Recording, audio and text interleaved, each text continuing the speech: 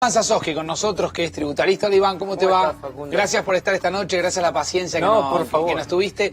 ¿Qué balance haces de estos 30 días, de este primer mes del gobierno de Alberto Fernández? En materia fiscal sobre todo, ¿no? A ver, yo el otro día lo sinteticé en que Alberto Fernández nos está convirtiendo a todos los contadores en héroes, ¿no? Porque realmente la cantidad de impuestos que se crearon, que se modificaron, y todo entre Navidad y Año Nuevo, es decir, en un plazo demasiado acotado de tiempo, hizo que realmente exploten las consultas, que la gente no haya tenido la posibilidad de planificar mucho su situación fiscal, sobre todo para impuestos nacionales, impuestos sobre los bienes personales, y la verdad es que se va a caracterizar este comienzo de la gestión por este gran impuestazo, porque fue el aumento de impuestos, tanto en cantidad como en cuantía, de los más grandes que se conocen.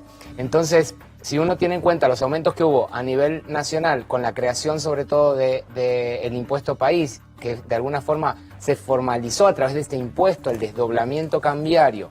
Por otro lado, aparece el aumento del impuesto sobre los bienes personales, con lo cual eso también da un indicio de qué es lo que espera el gobierno para estos próximos primeros meses, que es ir a negociar con los acreedores de la deuda externa, justamente la renegociación de los vencimientos y de los pagos, y para ir a esa renegociación había que ir un poco, o sea, más preparado, claro. Había que ir lindos y había que ir con los números, al menos desde el punto de vista teórico, en orden y en equilibrio fiscal. Entonces, a ver, Mauro. A partir de ese planteo, creo que estos aumentos desde lo teórico son muy interesantes. Plantean que quienes más tienen paguen más, pero ahora hay que ver en lo que viene si esto se va a poder confirmar, ¿no? Si esta recaudación se va a hacer efectiva. ¿Es parejo?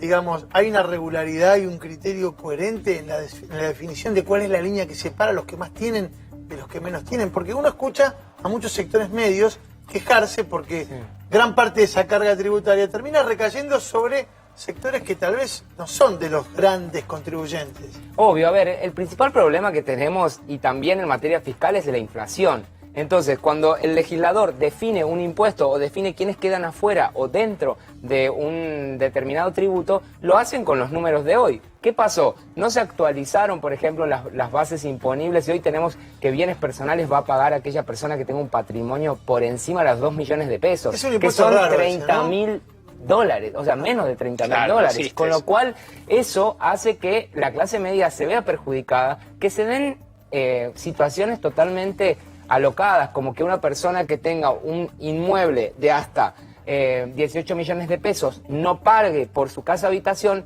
pero que vos, mientras estés ahorrando para comprarte esa casa, sí lo tengas que hacer, porque el dinero en dólares está alcanzado por el impuesto. Entonces, creo que hay ese tipo de inequidades, y que claramente este aumento de impuestos en lo formal, porque de acá a que se recaude lo que se dice que se va a recaudar, para mí falta mucho, de alguna manera, pero al menos va a poner en manifiesto de manera mucho más ferviente la posibilidad de que se replantee todo nuestro sistema tributario. Mauricio Macri encaró una reforma fiscal que fue un desastre, o sea, no solucionó ninguno de los problemas que tenemos en Argentina. Hoy ya estamos en cerca de 170 impuestos, cuando nuestros competidores no tienen esa cantidad. El propio presidente de Uruguay plantea, a partir del fomento de que 100.000 argentinos van a tener la facilidad de mudarte a un país en el que no solamente tiene un montón de cuestiones en avanzada, Uruguay es un país de avanzada, y eso hay que decirlo con todas las letras, sino que tiene un sistema tributario que en impuestos nacionales, que son los únicos que recaudan, los contás con los dedos de una mano. Digamos, hace 15 años era un paraíso fiscal. Uruguay. Exactamente, pero digo, para la persona que está trabajando, que hoy por hoy con la deslocalización que se alcanza a través de las tecnologías, vos, o sea, quizás tenés que estar acá grabando el programa, pero la gente que no tiene que estar físicamente en un lugar lo puede hacer desde cualquier otro. Entonces, estar en Uruguay y aún así poder seguir trabajando implica que sus ganancias se pueden multiplicar. El Banco Mundial en el día de ayer anunció que la Argentina, a partir de las reformas impositivas se convirtió en el primer país del mundo en carga fiscal. O sea, somos el número 1 en todo el planeta. Bueno, yo contaba hace un rato de Doing Business, que es una especie de encuesta de distintos operadores y demás. El Banco Mundial dijo que de 146 países, 190 países, Argentina está en el puesto 126 como uno de los países más gravosos de mayor carga tributaria. Sí. ¿Sabes qué le quería preguntar, Iván? A ver, ¿cuánto de lo que trabajamos aportamos en tributos? Porque, a ver, uno sale, compras una gaseosa, 21 de IVA. Sí. Te compras un chicle, un alfajor, 21 de IVA. Bueno, el colectivo tiene lo suyo. Sí, de lo que ganás, yo creo que el mejor indicador, hoy mismo lo planteaba en otro lugar, que el mejor indicador para plantear eso es el día libre de impuestos. Es decir, qué día del año la persona empieza a trabajar para uno después de haber pagado los impuestos. Normalmente eso estaba en el mes de julio y año a año se va trasladando, o sea, se va trasladando cada vez más. Todo lo que... hasta agosto trabajás para el Estado. No quise hacerlo a propósito, pero sí. Enero, febrero, marzo, abril, mayo, junio, julio, ¿trabajás para pagar impuestos? Sí, y agosto se va a sumar ahora. Con lo cual, para mí, a partir de septiembre, o sea, ya podemos disponer de lo que ganamos. Entonces, esto es insostenible en el tiempo, es inviable, y la verdad es que la acumulación de impuestos municipales, provinciales y nacionales hacen que realmente estemos en una encrucijada que el gobierno va a tener que encontrar la forma. Yo creo que lo va a poder hacer. Mi principal crítica a todos los aumentos que hubo a nivel nacional y provincial es que en ningún artículo de ninguna de las leyes, ni nacionales ni de la provincia de Buenos Aires, se hace ninguna referencia a la formalización de la economía. Claro. ¿Cómo puede ser que el 50% de la economía argentina esté en negro, no pague ni un impuesto y el resto paguen 170? Paguemos 170. Entonces, claramente estamos matando la gallina a los huevos de oro, y esto nos va a traer consecuencias irreversibles. Yo vuelvo a lo anterior, porque entonces, por lo que vos decís, nuestro año comienza en agosto, ¿no? Por esto de comenzar a disfrutar lo que uno gana, como lo que decís vos. Ahora, ¿qué pasa en otros países? Países cercanos, digo. Sí.